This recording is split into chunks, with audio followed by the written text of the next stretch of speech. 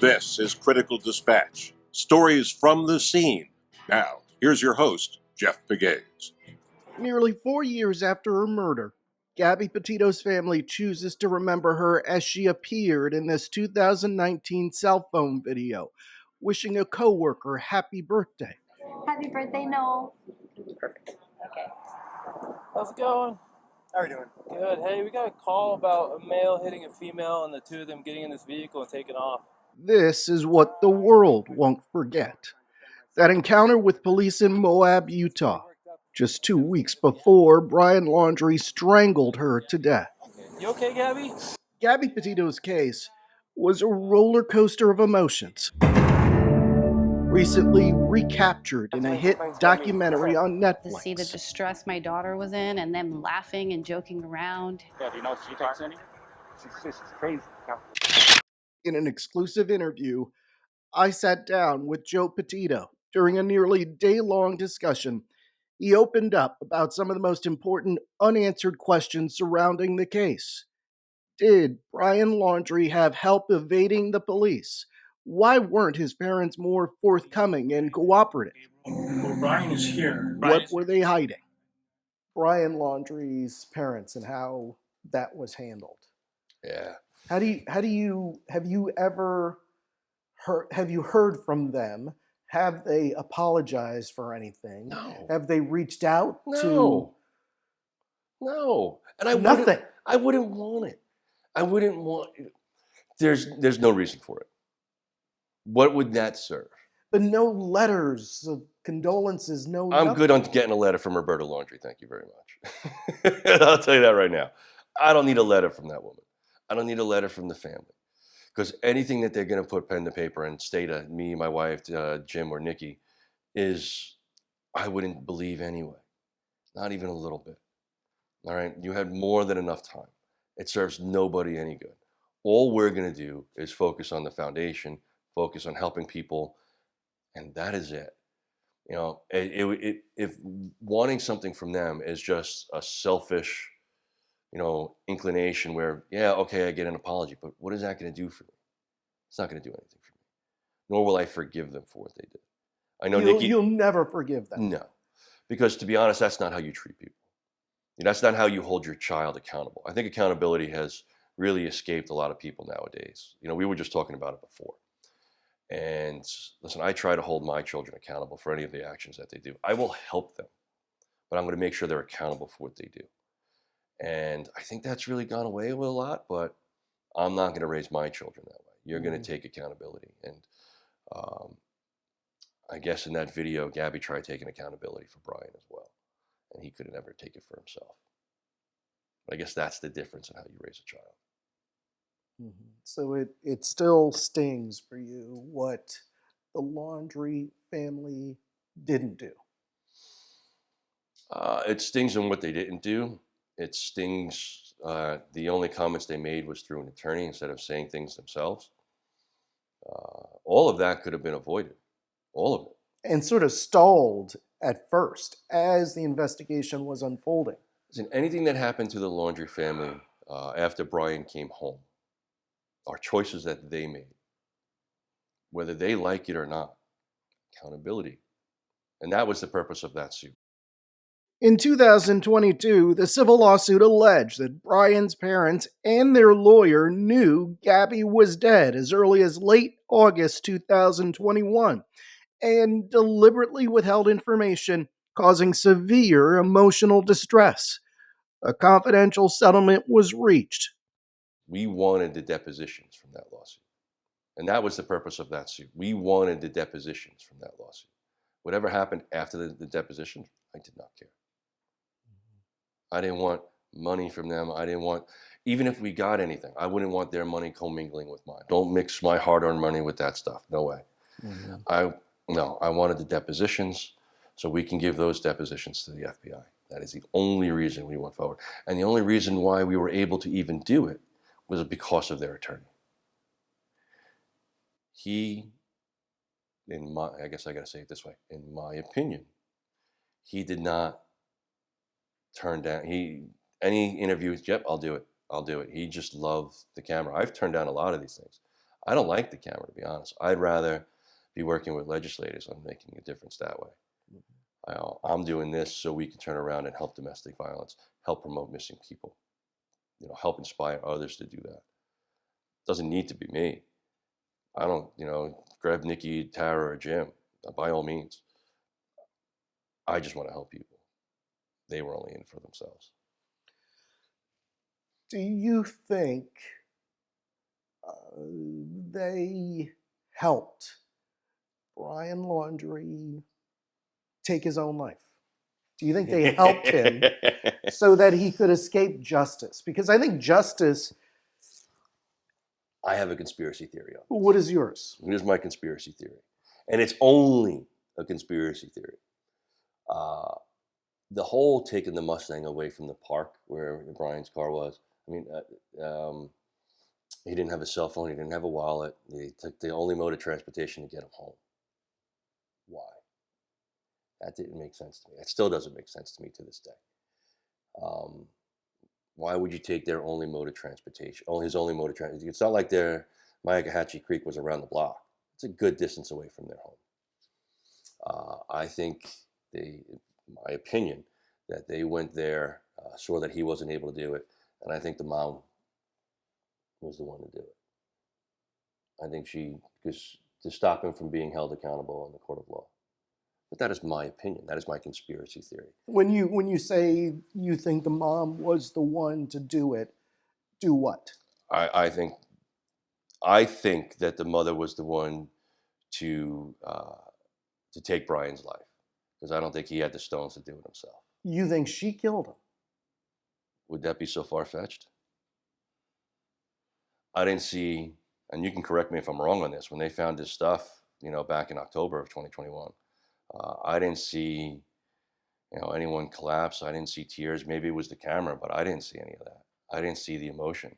I know when I sat in the room for the depositions for both Chris and Roberta, I didn't see tears. Matter of fact, she was laughing during some of it. Sorry, I wasn't laughing at all. I found nothing about that funny. So no, my personal belief is that whether that happened or not, again, doesn't really matter to me. It really doesn't. Anything that happened to him or that family, if anything, I just feel bad for the nieces and nephews that they may have, because they're going to have to know that their uncle did that, and I hope that doesn't affect them, because they're children and they're innocent. But anyone else, when it comes to that family, I just, sorry to say, I know it sounds horrible, but I just don't care. I have too much to care about. I understand. I know it sounds horrible. No, I mean, but listen. It is. I just don't care about it. But I don't even try to focus on it. I really focus on, but see, that's that dark hole that you can go down, you know what I mean? And people can get stuck there. And that's why I focus on the foundation. That's why I focus on the moving forward, because that's light. That's helping others. That's making a difference. And at the end, when I leave this place, maybe it'll help me rationalize why it happened. Come out and cooperate with the authorities.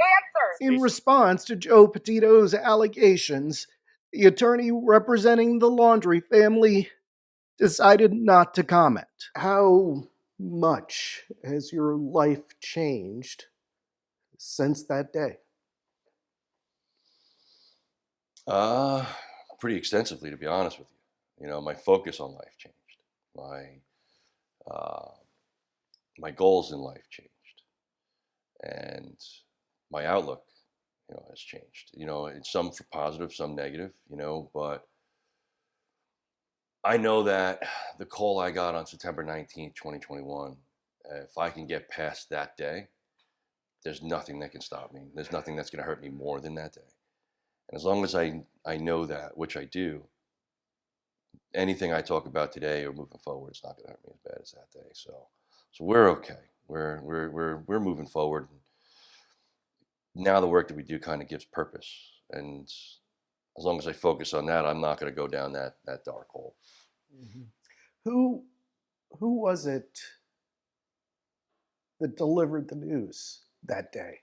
Jim called us up and he's like, I need you and your wife by the phone. And, I'm going to call you back in 2 minutes. Who's Jim? Jim is Gabby's stepfather, Nikki's husband.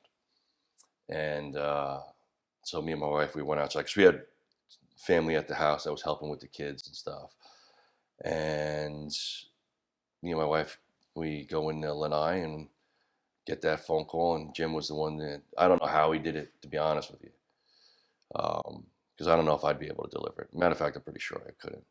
And he gave us the news. And to be honest with you, I don't really remember what happened after. He said what he said. And matter of fact, that next week was kind of a blur what happened from there. You said a few minutes ago that sometimes you have a positive outlook about the future, other times negative. Mm-hmm. What kind of negative outlook do you have about the future? It's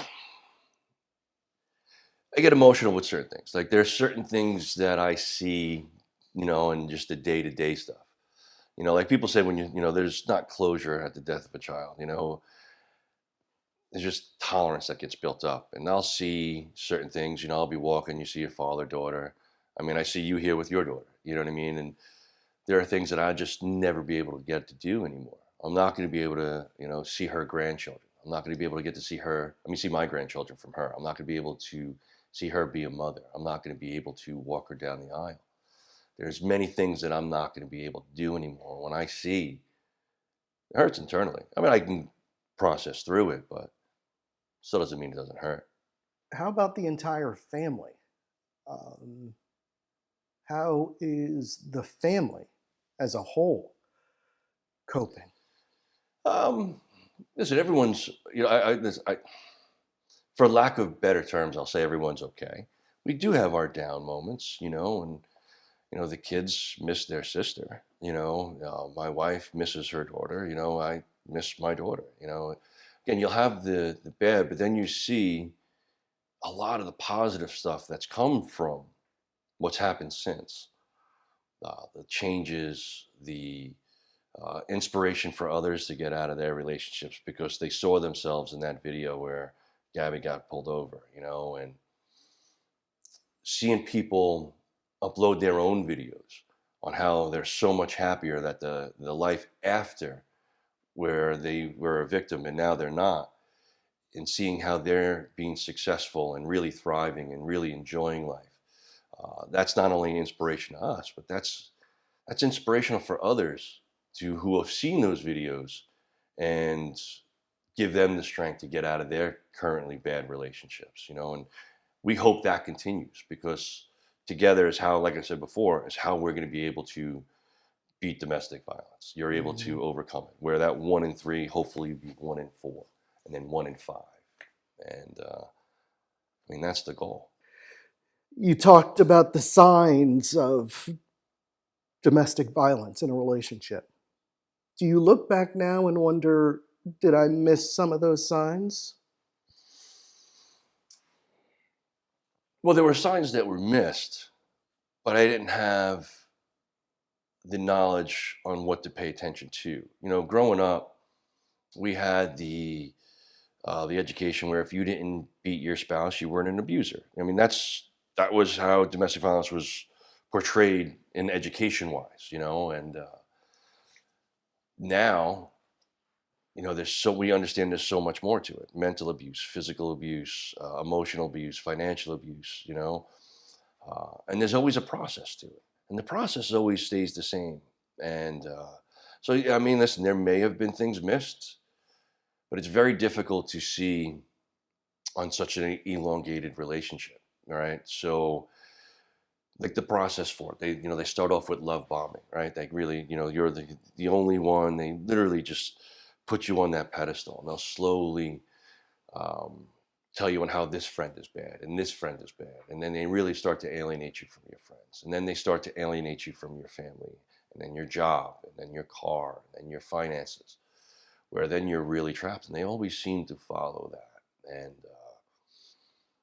but now we're trying to educate people on how those signs play out, where to go if you find yourself in those type of situations, or if you have a friend or family member that's in those situations, where to go and where to learn to have those type of talks with, because a lot of people don't even know where to begin. Yeah. And that's what we noticed. You must also focus on the good times with Gabby. Oh yeah. Listen, like I said, it's not easy. I mean, but that's what Scotch is for, but otherwise, I focused on the laughter we had, and I really try to, with my kids now, make sure that we every day, enjoy every day. I think it was Jim Valvano. I don't know if you're a big sports guy, right? He gave that speech, where you laugh every day, you cry every day, you love every day, you have a full day, right? I mean, that's words to live by right there, So have a full day every day. What is the most poignant memory you have of being with Gabby?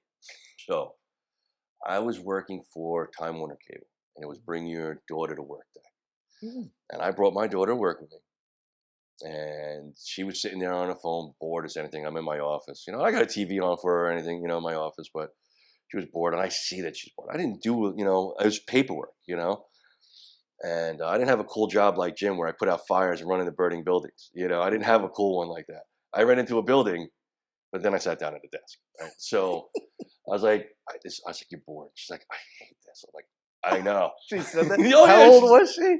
I think she was like 13 years old. She's like, I hate this. I'm like, I don't know what to tell you. This is my job. I know. How does that make you feel as a dad? Yeah, like I don't have a cool job, So I was like, and that was in, so my office was in Richmond Hill, Jamaica, Queens. And like, what do you want to do? She's like, let's go to MoMA. Let's go to where? MoMA, the Museum of Modern Art. Oh. I was like, do you want to go there? She's like, yeah. I was like, at 13? I was like, yeah, oh yeah, she was big into art always, right? So I'm like, yeah, let's do this. I just cut out of work. Bye, guys. And then we went to MoMA, spent the day there, and had an absolute blast. Literally going through, she's dragging me to painting the painting. We went to the Starlight Diner after that, and drove home after that, and just a full daddy-daughter day, and that was cool. That was cool. I think about that time a lot. I think about a time when I had a Mustang convertible, a different one than people saw me. And it was a 2006 in blue. And there was a Snapchat filter back in the day that would tell you how fast you were going. You know what I mean? And I supercharged my Mustang. You know what I mean? I did all this stuff. I was like, all right, hold on a second here, and just let it go, just to see how fast we can get it to, and seeing her face, and I think about her laugh a lot. That's literally perfect. I just got it. Wonderful. You didn't even know. I do. I watch a lot of her old videos that we have and listen to her laugh all the time. On the next episode of Critical Dispatch, Joe Petito reacts to the controversy surrounding the search for Gabby and the attention it received. What did you think when people out there during the search for Gabby started talking about missing white woman syndrome? My initial reaction was like, why are we making this about race? Gabby's not found yet. I'm Jeff Pegues, and this is Critical Dispatch.